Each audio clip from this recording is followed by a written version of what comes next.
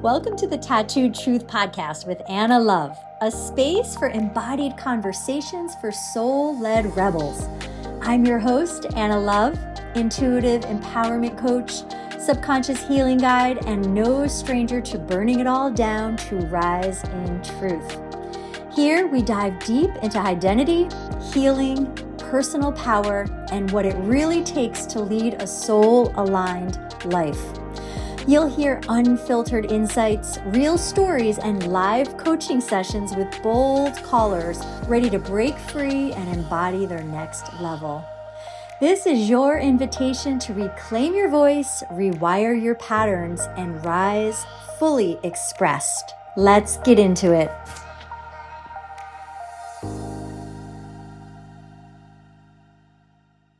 The things that no one tells you in your 20s. So let's dive in. If I could go back to talk to my younger self, specifically the girl in her 20s, here is what I would tell her. These are some gems that I've learned over the last, let's say, 30 years. Okay. So I wouldn't tell her to try harder. I would tell her to trust herself. And this is something that I know specifically that the version of me in my 20s, I was so conflicted with my inner guidance. And I would tell myself to shut up all the time. I dim my own light. I tell myself that my inner knowing wasn't real, that it wasn't true, that it wasn't there. And of course it's there, like it was always there because I could feel it in my chest. And when I needed to make decisions about things, my guidance was there the whole time. And it felt like the answers were provided to me. And then I was looking on the outside of me, asking everyone else what I should do, including those who were using me, who were abusing me, who were basically taking me for whatever I would give them so that they could benefit. The very, very first thing that I would tell the younger version of myself, if I could go back there now and whisper in her ear or just like take her and have like a one-to-one conversation with her, is to say, look, follow that intuition. Okay. Follow that lead. It's there for a reason. It was given to you as a resource to guide you. It's your inner compass. It's your inner knowing. It's where you come back to feel grounded, to feel worthy, right? To feel accepted. It's all of it inside of you right now. That is the number one thing I would tell her, because it's not about trying. And here's where the conflict is. The school system teaches you, and society at large teaches you, to work harder, to try more. When you try more, when you work harder, then you'll be able to produce more. You'll be able to get there. And that's the absolute worst thing to tell someone. That's actually bullshit. I call bullshit. And I have all this experience now, right? I'm 51 years old. I can tell a bullshit statement when it's true. Something that I didn't trust myself back then, even though my intuition did trust herself and the knowledge was coming from my intuition. The other thing I tell her, if I could go back in the past and talk to her and straighten her out, is that boundaries is a real thing. You need to be able to understand what a boundary is and how to set a boundary and how to keep a boundary, right? So a boundary is not a request. It's the opposite of a request. And you need to get real clear in at what point, when you have said something to someone like, here's what I stand for, here's what will not be happening, or I will not tolerate, right? That's different than a request. Here's something that I will not be tolerating. And when that person or people go past that limit that you've just set, then your boundary has been crossed. Okay. So again, not to get a boundary confused with a request. A request is, oh, please don't do that anymore. A boundary is, I will not tolerate this anymore. And here's what will happen if you do this. Here's the consequence.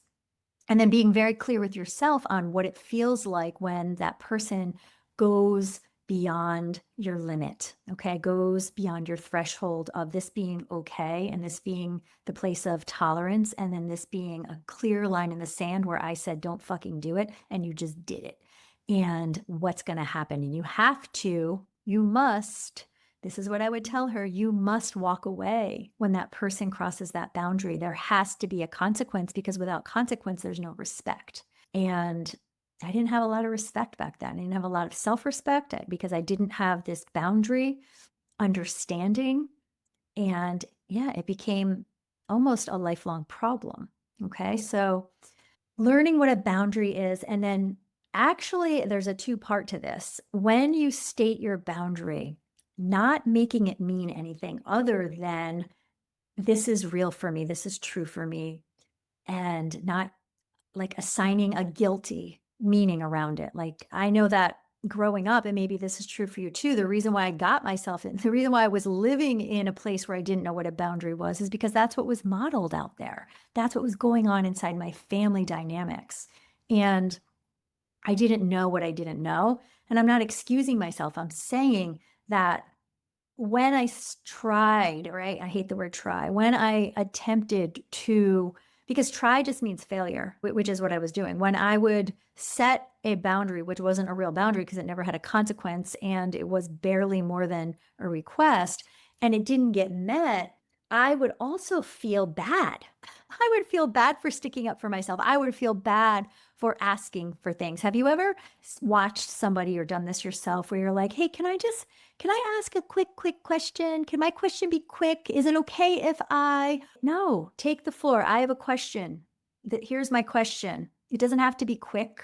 Who said you can't take up space, right? Who said you can't set a boundary? Oh, because it's going to hurt somebody else? Yeah, well, that's not your business how they respond to the boundary that you're setting. A boundary is so that you feel safe, so that you've got your own back.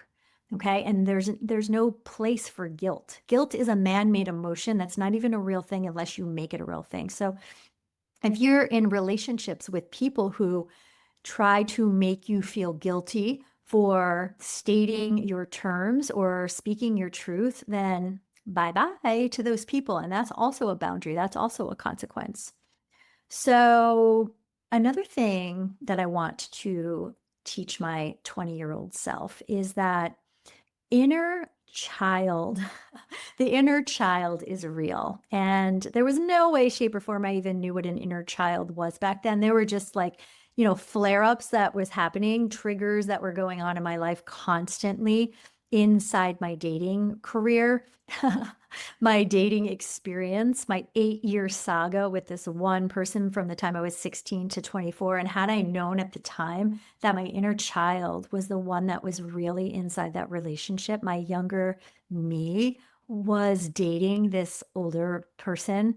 Well, I say older person, he was like a year older than me, but my point is, I was 16 to 24, but the person who was showing up inside the relationship wasn't 16 to 24. She was my younger self who was still so far away from integrating, dealing with the traumas that had happened to her. When I was 16 years old, I was still a freaking baby. Okay. I was still dealing with things that were going on in my home that were absolutely abusive. And it was having me show up inside this relationship. And it may look like I was 16 or 17 or 18 or 19 or 20, going all the way up to 24, but I wasn't. I was still 6, 7, 8, 9, 10, 11, 12, 13. I was young and I was impressionable and I was still living in a trauma state. I was living in a fucking PTSD state, having this adult relationship, but living, in this place. So something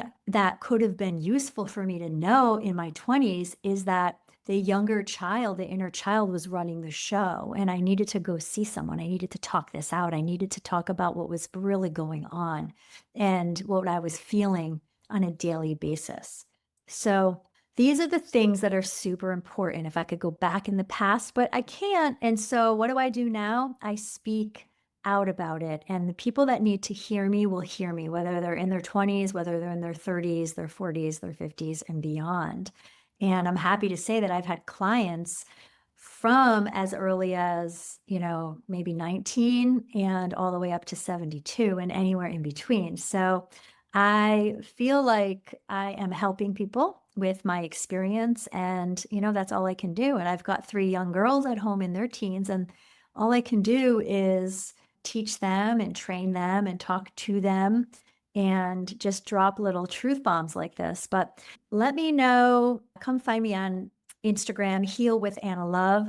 Let me know what you're thinking about this. If you have any comments about this, that's the best way to find me. Just DM me. And yeah, I'll talk to you on the next episode.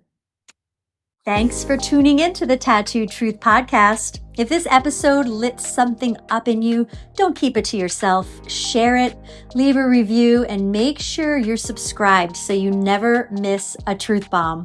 If you're craving deeper support, guided healing, or a space to reclaim your voice and power, check the show notes for ways to work with me. Remember, your truth is not too loud, too bold, or too much. It's exactly what this world needs. Keep showing up, stay wild, stay true. I'll see you next time.